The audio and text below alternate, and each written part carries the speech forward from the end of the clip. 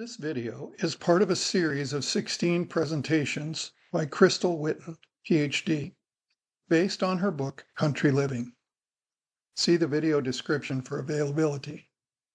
The free videos can be found as parts 361 to 376 at www.preparingforthetimeoftrouble.com. This is another thing that I do is diatomaceous earth. This is silica, mainly silica, but it has other minerals in it. It comes from diatoms, which are found in the ocean. They're little, I don't think they're one-celled organisms, but they're very small organisms. They make a hard exoskeleton. They make it out of silica.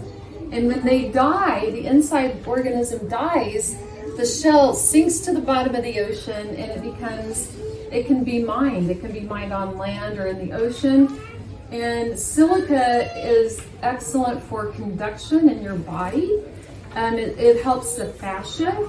So it helps the fascia, which is where a lot of messages in the body go through the fascia layer. So this is something, okay, I'm in a diatomaceous earth group on Facebook, and people that start taking diatomaceous earth to get rid of parasites, it's an anti-parasitic compound as well, because of the silica, very sharp edges. It's a powder that you can't see the sharp edges, but microscopically it's very sharp, and it just chops up any parasites that might be in the gut. It's going to chop it up. People start by taking a half a teaspoon, and some people even react to half a teaspoon. I can take almost half a cup and I'm perfectly fine with it. This is probably 2 doses for me right here, but for most people this is going to be a month's worth of doses. What do you do? You put it in water. You don't eat it. It's very light and fluffy. It will go everywhere. That's why it's double bagged. And it still got out all over my briefcase.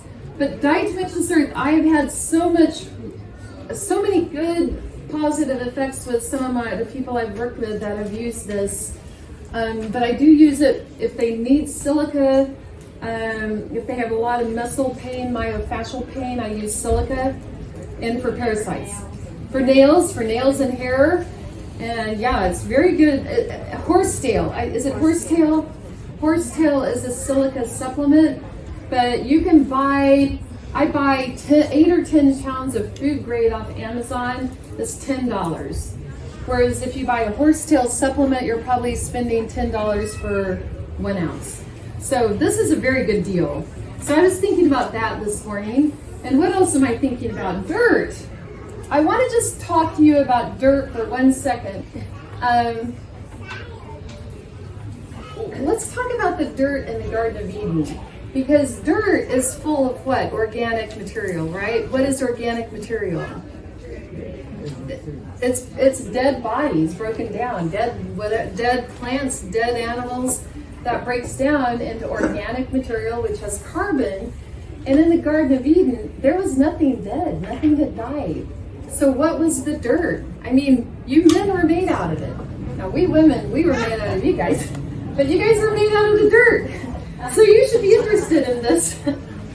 I think it was pure minerals. I think dirt or whatever the ground was minerals, maybe diamonds, maybe rubies, who knows? It was just pure minerals.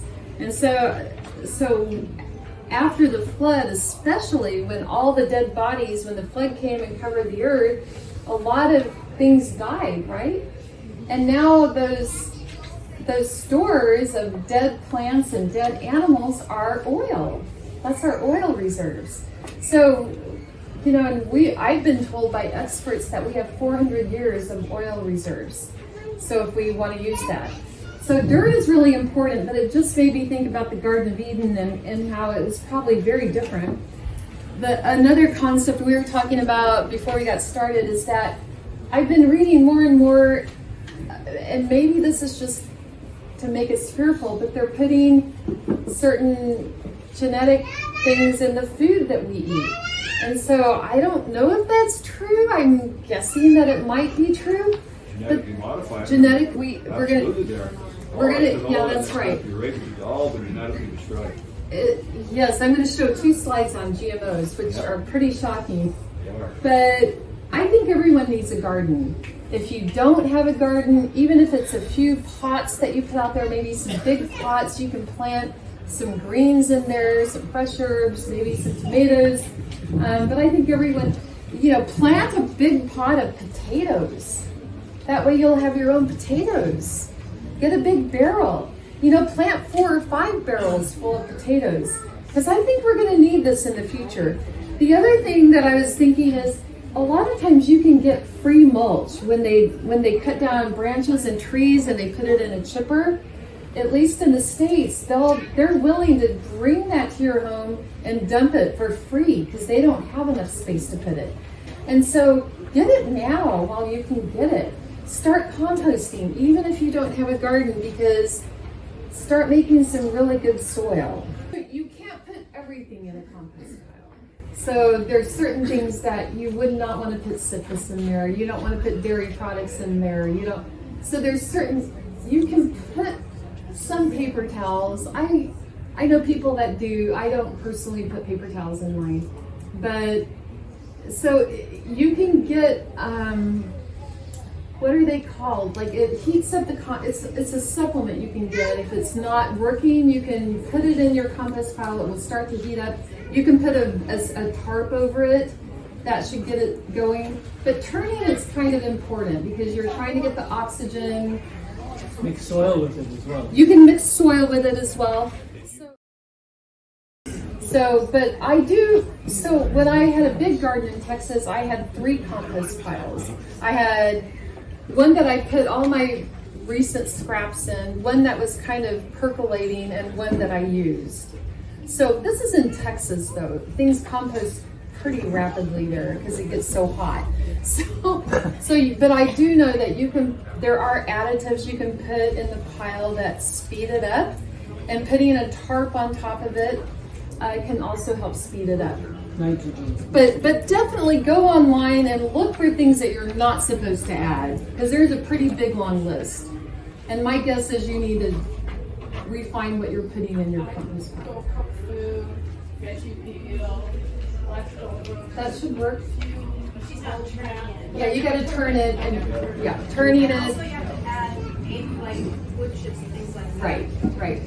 So add some soil, some mulch. That's all going to help. Yes. I just get one bed every year, so that during the year when we eat, I put scraps, like a food scraps in the bucket, and then the fall, sometimes if we do like a cleaning the garden, so I put like cabbage leaves and whatever, organic stuff. And then for the winter, we just cover with dirt. In the spring, I just plant and it grows like crazy. I have a friend that does that. When she plants something, she takes unbroken down compost, puts it in, as she digs her hole, puts that in the bottom and plants. Yes. Yeah, I think you're talking about that heats up this compost accelerator. Okay, accelerator. That's it. Compost accelerator. Yeah.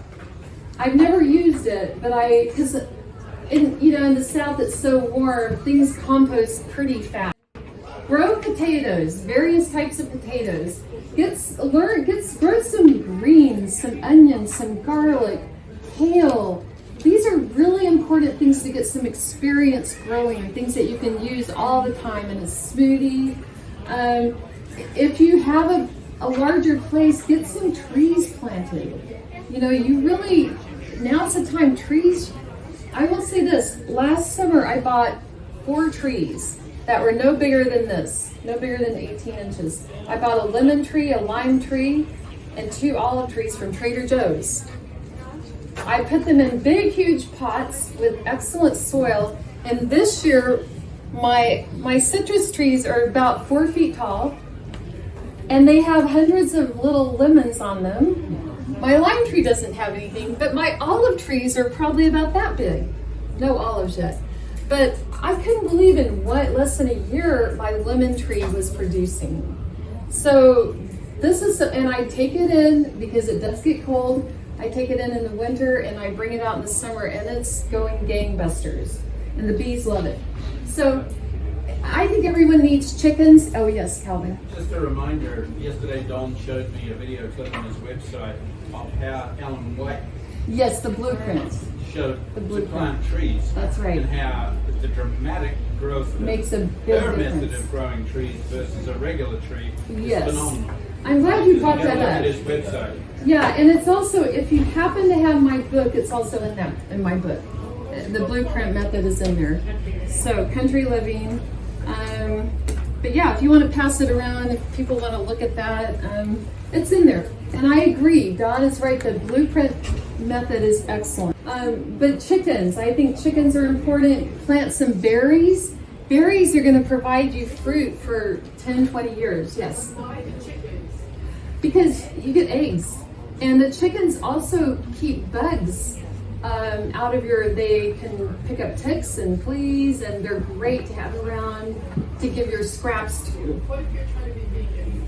If you're trying to be vegan, then don't worry about chickens. But yeah, I just feel like, chickens have a reliable source of protein if you're willing to do that. And, getting your protein from plants may be difficult, getting enough. You get some, but do you get enough? I don't know. So you can sell the eggs, you can trade the eggs. So it's a commodity. And just think, a few months ago, at least in the United States, a dozen eggs went up to $7 a dozen.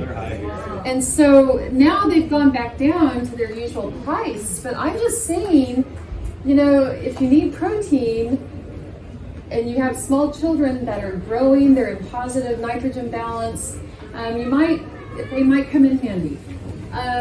Vineyards, plant some grapes, some scuppernongs. Yes, I'm sorry. Yeah, I was going to say chickens are the fastest way to turn table scraps into usable fertilizer. Nitrogen, I agree. Yeah. And yeah, free-run eggs are still $8 to $10 a day. Oh my goodness. So yeah, to me, it's worth having some chickens because they do produce a commodity that's valuable and tradable. Do you use Epsom salts in gardening? I do use Epsom salts. I love Epsom salts. Now you have to be careful. They give you beautiful greenery, but you have to be careful about the nitrogen and phosphorus because they may not give you lots of blooms. They're good for tomatoes. They're good, yeah. So and potatoes. depending on the stage the tomatoes are in. Yep, that's right. So Epsom salts are great. I use Epsom salts for a lot of things. What you're putting inorganic minerals in the soil, and as the plant takes it up, it makes them organic, which means you can absorb organic minerals. We don't really absorb inorganic minerals very well. So that's right. Yeah, the minerals, in Texas we use granite. If you can find a granite factory where they cut granite and get the dust from that, there's a lot of minerals in granite. To be aware of new videos like this one, be sure to subscribe to the Preparing for the Time of Trouble channel. For more free videos and downloadable audio podcasts, as well as handouts, go to www.preparingforthetimeoftrouble.com. Topic categories include recordings of live seminar presentations, country living, sustainable gardening, homestead remedies, how to be self-sufficient when the grid goes down, wild edible and medicinal plants, hydrotherapy, and end-time Bible prophecies. To take advantage of these free resources, go to preparingforthetimeoftrouble.com.